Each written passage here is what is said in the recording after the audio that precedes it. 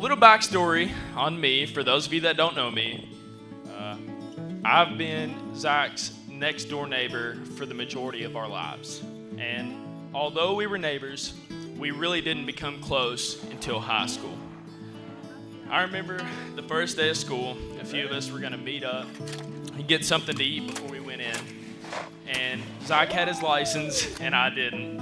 And I was like, hey, Zach, do you care if I ride with you? He's like, no, man, I'll come pick you up, no big deal. He come and picked me up, and you would have thought it was the Daytona 500, the way that we were passing cars, weaving in between traffic. I didn't even ask any questions. I just held on for dear life. We finally get to town, get something to eat, and we're headed to school, probably a mile to go. Now keep in mind that it was raining that day, and Zach decided that he wanted to drift the turn at the stoplight. So that's exactly what we did. We're making 90 around this turn, wheels spinning, we're headed for the ditch, 90 degrees in the middle of the road, watching cars go by, and somehow, I don't know how he did it, but he pulls it back. Well, everything got real quiet, and then we kind of looked at each other, and we both started laughing. Now they say, if you haven't almost died with someone, then can you really consider them one of your best friends?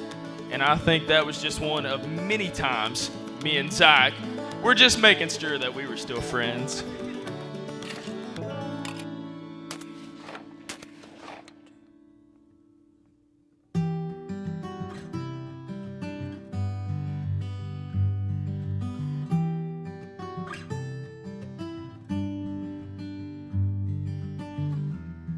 When you first told me your name, I didn't hear a word you said, but it was written all over my face. Should've known it was you I would love until the end. Today is the day we tie the knot. To think it all started 6 years ago at a baseball game is pretty funny. You started out just as a prom date, and you ended up my best friend. You are always pushing me to do better, and I don't just mean cleaning the house and stuff. I mean in life. Sarah, you make life fun and frustrating all at once. I couldn't think of going on this adventure called life with anyone else. I love you, wife. Should've known it was you I would love until the end. Zach, I'll start by saying this. Thank you. I know I don't say it near enough. Thank you for loving me on my easiest and my hardest days. Thank you for being my person and my best friend. Neither of us are perfect, but I think we complement each other perfectly. Today, I cannot wait to become your wife. I cannot wait to continue building the life we love living. I can't promise that I'll always like you, but I can promise that I'll love you for the rest of my life. I'm so proud to call you my very soon-to-be husband. I love you. Let's do this. If you look into my eyes, when our time down here is spent, it's in every single line.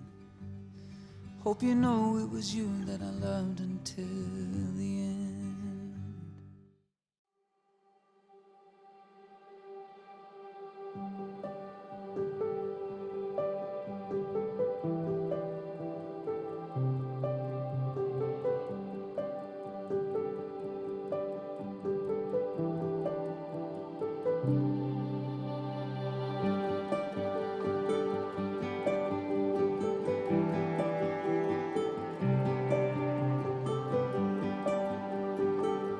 I choose her. I choose Zach to be no other than yourself. Loving what I know of you and trusting who you will become. I will respect and honor you, always and in all ways. I take you to be my wife, to have and to hold, in tears and in laughter, and in sickness and in health. I take you to be my husband, to have and to hold, in tears and in laughter, in sickness and in health, to love and to cherish from this day forward. Be honest, even when it's hard. A happy, loving marriage is built on trust and respect. That trust and respect can only be sustained if you are both deeply committed to always being open and truthful in every exchange, no matter how small. Friends and family, I now present to you Mr. and Mrs. Brown. You may kiss the bride.